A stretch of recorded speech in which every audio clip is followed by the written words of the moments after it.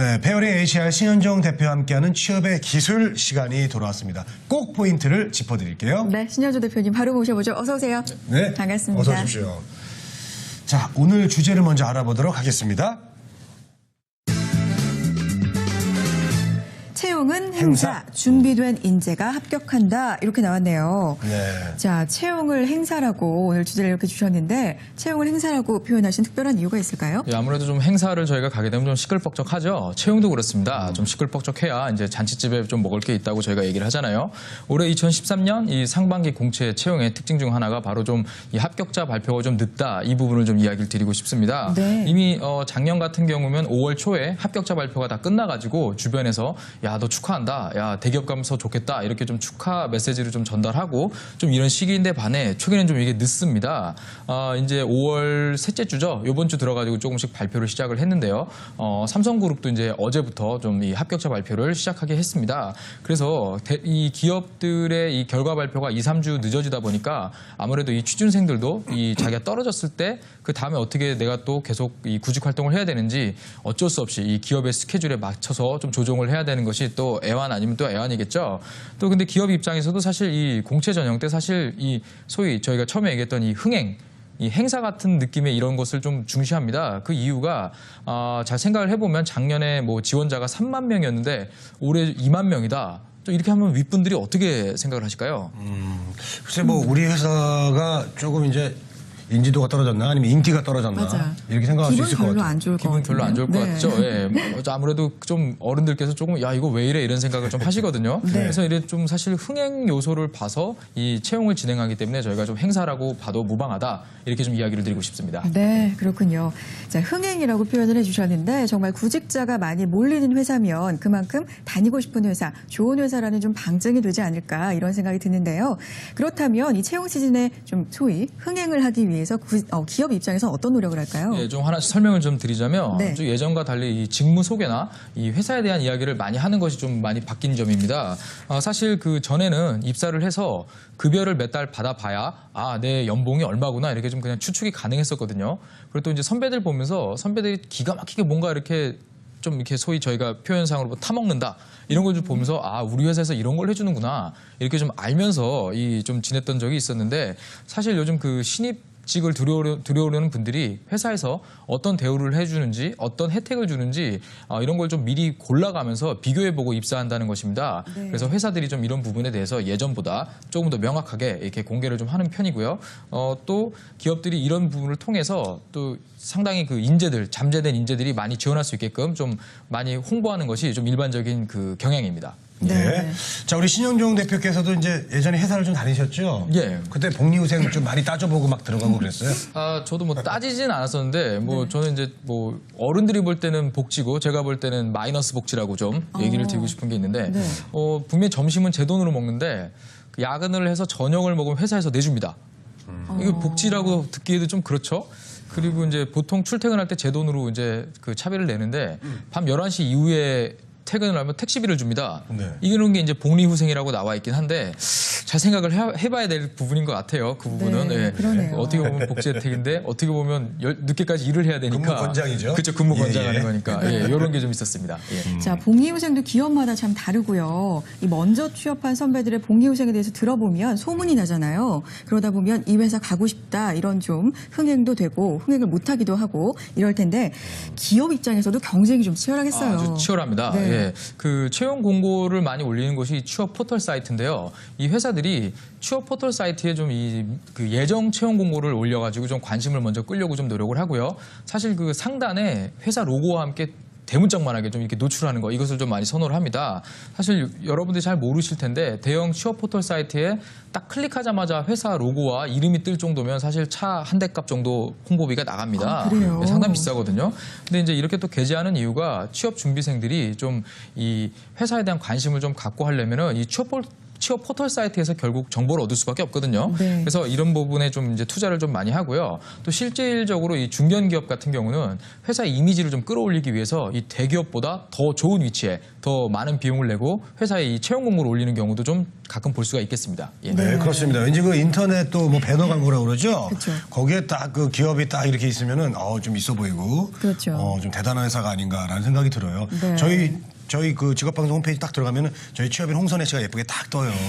박재원 씨도 쓰세요. 저 네. 옆에 살짝 묻어가는 그런 느낌이 있어요. 네. 자, 그렇게 크게 좀 뜨게 하는데 많은 비용이 드는지 전 몰랐는데, 자, 그렇게 광고를 해서 지원자가 많이 몰리고 인재를 뽑을 수 있으면 기업 입장에서도 일종의 투자라고 생각하겠는데요. 전부 투자라고 생각을 하죠. 네. 또 최근에 기업들이 가만히 또 앉아 있는 게 아닙니다. 이런 그 투자를 좀 직접 발로 뛰는 경우도 많이 있는데요. 네네. 이 뭐 채용 설명회, 취업 설명회, 그리고 뭐 이제 취업 뭐 기업 설명회 이런 걸 좀 열어 가지고 좀 이 구직자들한테 좀 많이 홍보를 하는 편이고요. 또 최근에는 이 취업 박람회라는 거를 엽니다. 네. 그래서 뭐 올해 이제 상반기 때 현대기아자동차 같은 경우는 이 박람회를 열어 가지고 큰 행사처럼 이렇게 좀 진행을 했었고요. 네. 또 내일이죠. 내일 그 삼성 협력사 채용 박람회가 또 있습니다. 그래서 이 삼성 그 협력사 채용에 좀 관심 있는 분들은 이런 박람회 참가해서 좀 취업을 좀 알아보시는 경우도 좋겠고요. 또 LG 같은 경우는 이 힐링 취업 프로그램 해가지고 아침 고요 수목원에서 구직자들과 함께 가서 이렇게 멘토링을 해주는 이런 그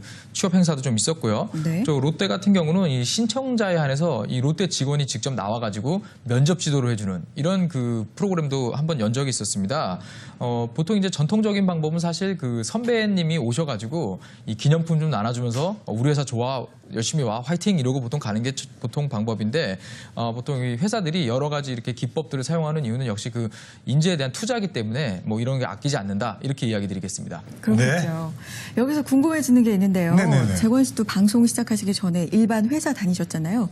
네. 이런 행사 가보신 적 있으세요? 취업 저도 행사. 코엑스에서 그런 거 많이 해요. 그래서 갔었는데 저는 이제 식품회사 같은 데 주로 가서 상담 전에 좀 많이 먹어보고 좀 그런 거 위주로 좀 많이 했던 것 같아요. 잘하셨을 것 같아요. 네, 먹는 거. 되게 좋아하시더라고요, 저도요. 저도 또 그런데 가보니까 이렇게 뭐 점도 봐주시고 그러더라고요.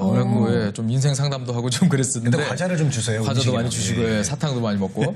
저도 좀 이제 근데 사실 그 조금 이 흥행이란 부분에 있어서 조금 불편한 진실이 숨어 있습니다. 이게 흥행을 위해서 회사에서 비용을 많이 투자하고 홍보를 널리 한다 하더라도 사실 그 이렇게 많이 하기 때문에 신입사원을 많이 뽑는 거 아니냐 이렇게 오해하시는 분들이 계시거든요. 네. 근데 조금 그 채용 인원하고는 사실 관계가 없습니다. 제가 좀 부산 쪽 자료를 하나 좀 갖고 와봤는데요. 네. 그 부산 상공회의소에서 조사를 해보니까 2013년 이 부산 지역에 신규 채용 계획이 있느냐 인사 담당자한테 좀 물었는데 64.5%가 신규 채용 계획이 없다 이렇게 발표를 했다고 합니다. 그럼 좀 그런 계획이 있는 회사들도 62.1%가 기존의 이 결혼 인원에 대해서만 채용 계획이 있다 이렇게 좀 답을 했다고 합니다. 즉 이제 퇴사하시는 분들 이게 자연 감소분이나 아니면 이제 그만둔 사람들의 이 빈자리를 채우기 위해서 신규 인력을 채용하지 뭐 이런 사세 확장이나 아니면 이 업장을 좀 늘리기 위해서 이 신규 직원을 이게 좀 뽑는 거는 아니라고 좀 볼 수가 있겠는데요.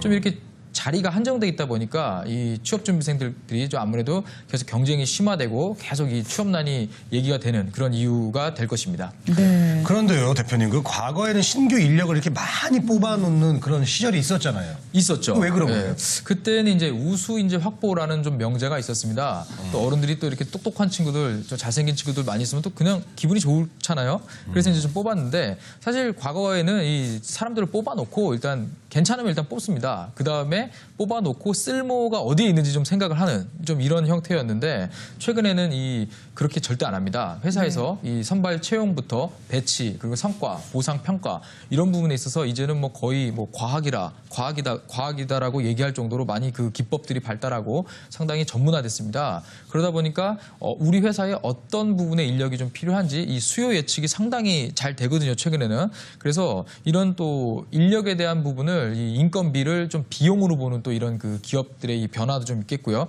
그러다 보니까 신규 인력을 좀 충원하는 부분에 있어서 좀 예전보다 좀 인원을 많이 좀 축소해서 뽑는 이런 경향이 좀 나타나는 것으로 볼 수 네. 있겠습니다.